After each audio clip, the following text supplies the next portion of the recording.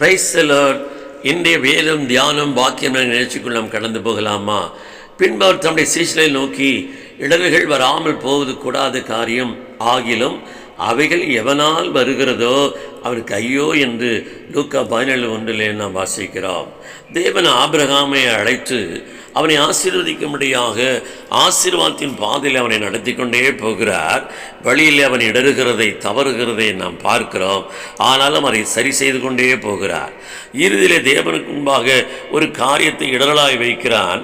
ஆண்டவரே, எனக்கு என்ன தருவீர் என்று சொல்லி பிள்ளை பாக்கியத்தை குறைத்து தேவன் அவனை வெளியே அழைத்து வானத்தின் நட்சத்திரங்கள் என்ன செய்து அவனை திரளாய் பெருக பண்ணுவேன் என்று அவன் விசுவாசத்தை வர்த்திக்க பண்ணி விசுவாசத்தின் தகப்பனாக அவனை மாற்றிவிட்டார்.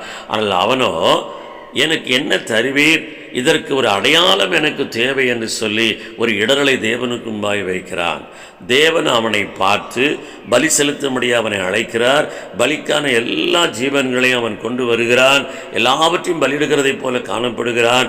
அவன் இறுதியிலே பறவைகளை அவன் பலியிடாமல் போனபடினாலே, துண்டிக்காமல் போனபடினாலே, அவைகள் பலிபீடத்தின் மேலே அசைவாடி அதை அசுசிப்படுத்தினபடினாலே தேவன் சொன்ன ஒரு காரியம், ஆபிரகாமுக்குள்ளே சோர்வை அனுமதித்தார்.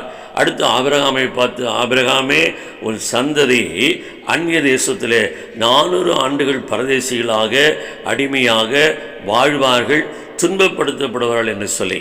எனவே பிரியமானவர்களே, சில இடர்களை தேவன் நமக்கு அனுமதிக்கிறார். சில இடர்கள் நமக்கு நாமே உண்டு பண்ணிக்கொள்ளுகிறோம்.